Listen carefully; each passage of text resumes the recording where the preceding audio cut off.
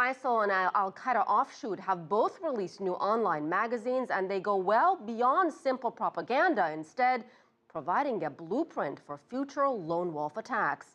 CCTV's Jim Spellman joins me now from the set. Jim, what can you tell us? They're very slickly produced. This is Inspire, produced by Al-Qaeda. They're in English, aimed squarely at a Western audience, especially aimed at recruiting this new kind of terrorist, the lone wolf.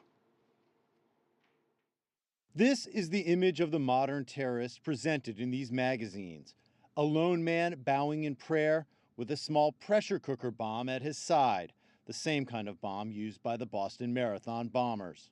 Lone jihad against the West, especially when intensified, will create a state of terror, anxiety, public resentment, and complaint against the governments and policies that brought about lone jihad.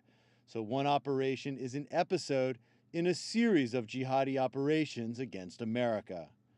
Recent lone wolf attacks like the Sydney siege, attacks in Canada, and a hatchet attack against New York City police officers are all praised. It's not necessary to travel to the battlefield. It's enough to kill the enemy back home.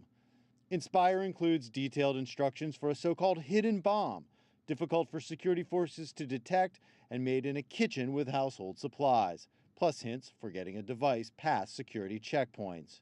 An article that appears in the Islamic State magazine Dabiq under the byline of British journalist John Cantley, held hostage by IS, details a new Islamic State currency, gold dinars and silver dirhams, and predicts the U.S. economy will collapse due to the U.S. Federal Reserve's quantitative easing policies.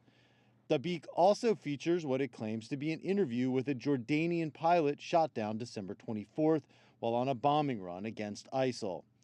The pilot appears to lay out operational details of the U.S.-led coalition airstrikes, claiming that U.S. and Jordanian pilots fly from bases in Jordan and socialize together, and that the U.S. has a female fighter pilot. It's impossible to verify the authenticity of the interview, but the article ends on a chilling note. "Do you know what the Islamic State will do with you?" the interviewer asks. The pilot responds, "Yes, they will kill me."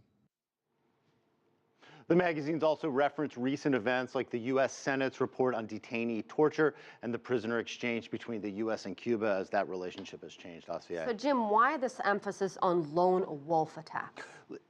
In the decade plus since the 9/11 attacks, 2001, airport security all around the world has got much more sophisticated.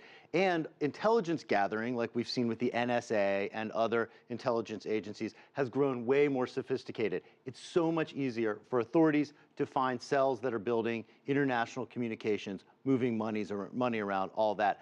Still almost impossible to stop a single person with a handgun, a single person with an axe, something like that. What they are putting together now in the last few episodes of this and their other propaganda is that these attacks, taken as a series all together, will form an ongoing multi-year operation. They think it's a way that they can have success.